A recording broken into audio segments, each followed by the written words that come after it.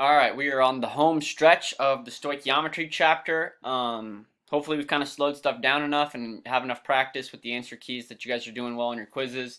If not, make sure you're asking for help.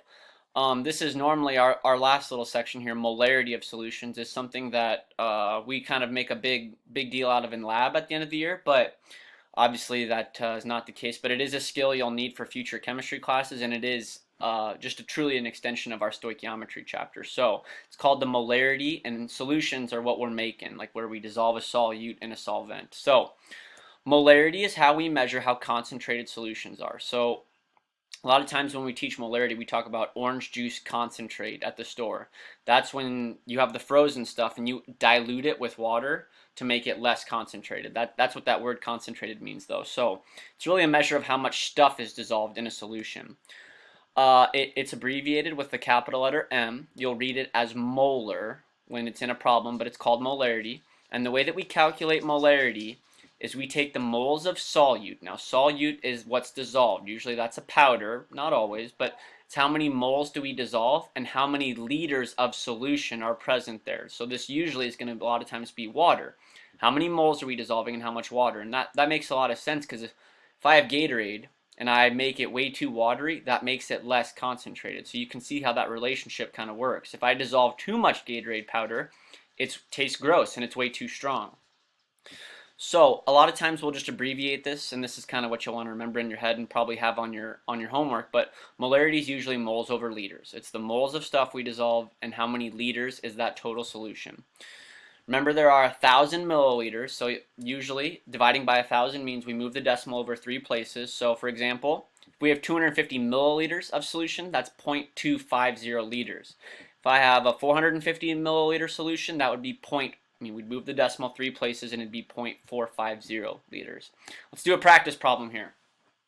Let's say that in lab you dissolve 15 grams of sodium hydroxide and you dissolve it in water and fill it up to the very special line so we know it's at least 250 milliliters total.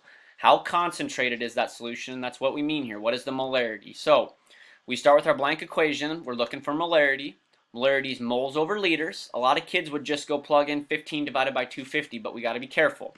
It's not grams over liters, it's moles over liters. So first I got to take my 15 grams of solute. We're going to divide by its molar mass because then grams and grams will cancel out and get me to moles of NaOH.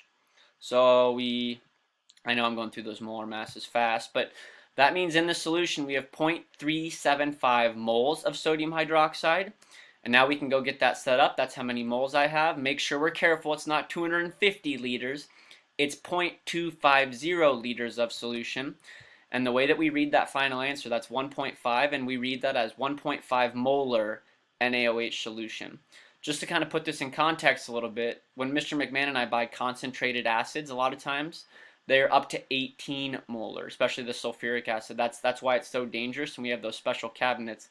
That's also why we add water to it to make it safe for you guys to use. But that just gives you a little context. This is read as 1.5 molar, and that's a sodium hydroxide solution.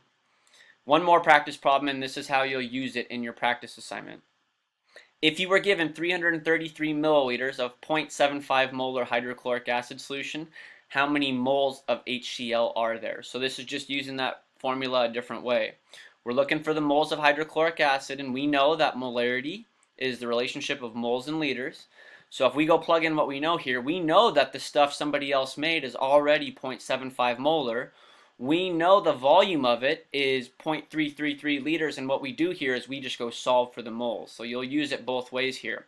We would take both sides times 0.333 algebraically, which would give us 0.250 moles of hydrochloric acid there. So use your algebra, just make sure we're being a good problem solver, be careful with what the problem's asking you, and just remember, we calculate molarity by taking moles of solute divided by liters of solution.